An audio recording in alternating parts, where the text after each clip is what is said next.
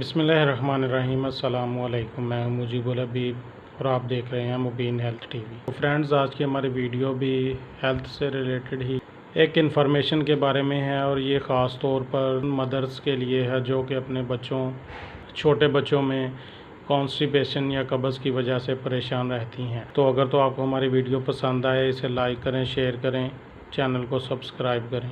तो फ्रेंड्स, जैसा कि देखने में आ रहा है कि आजकल छोटे बच्चों में कॉन्स्टिपेशन के मसाइल बहुत ही ज़्यादा बढ़ चुके हैं, जिसकी वजह से उन्हें भूख नहीं लगती, पेट में दर्द रहता है, पेट में मरोड़ उठते हैं, गैस, कब्ज़ जैसे मसाइल रहते हैं।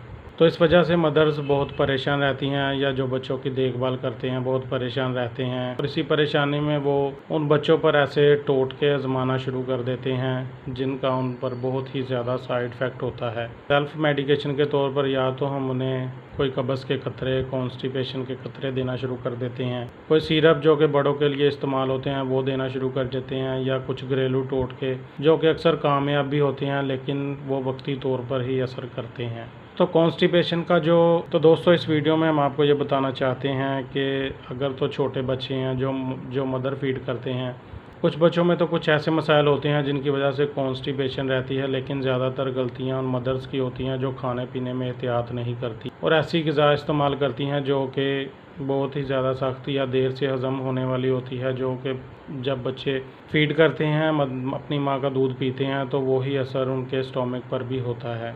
क्योंकि बच्चा बाहर की तो कोई चीज़ खा नहीं सकता।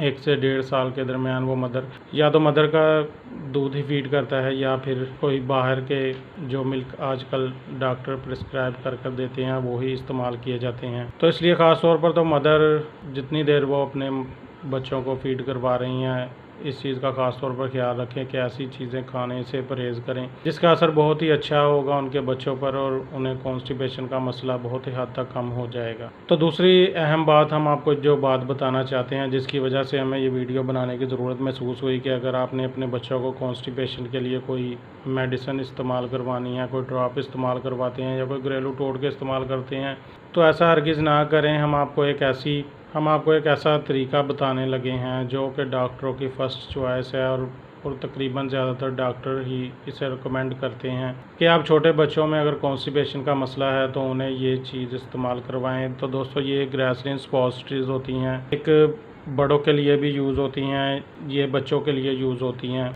ये बच्चों की कॉन्स्टिपेशन को ख़त्म करने के लिए बहुत ही आसान हल है। अगर आप अपने डॉक्टर के मशवरे से इसे इस्तेमाल करते हैं तो इसका कोई साइड इफ़ेक्ट नहीं है। इसकी फार्मूलेशन भी बहुत ही नेचुरल सी है। ग्रासलिन है इसकी फार्मूलेशन में, सोडियम कार्बोनेट 2% है, सिट्रिक एसिड है 8% और वाटर, ये इसकी फार्मूलेशन है। बच्चों के स्टोमक में भी उन्हें खानी भी नहीं पड़ती है, इनका कोई स्टोमक में भी असर नहीं होता, ये सिर्फ खाने वाली जगह पर इसे यूज़ करवाना पड़ता है। इसकी वजह से बच्चे की जो कब्ज़ है जितनी मर्ज़ी पुरानी हो, 2 से 3 दिन 4 दिन पुरानी कब्ज़ भी बिल्कुल ठीक हो जाती है। अगर आप इसे ज़्यादा लंबे अरसे तक भी इस्तेमाल करवाते हैं तो इसका कोई साइड इफ़ेक्ट नहीं है। डॉक्टरों की फ़र्स्ट चॉइस यही है और जो बच्चों के चिल्ड्रन स्पेशलिस्ट डॉक्टर या कुछ दूसरे अच्छे डॉक्टर हैं वो बच्चों को यही रिकमेंड करते हैं कि आप बच्चों को 1 से 2 साल या जितनी देर उनको कॉन्स्टिपेशन का मसला रहता है तो आप उन्हें ये यूज़ करवाएं।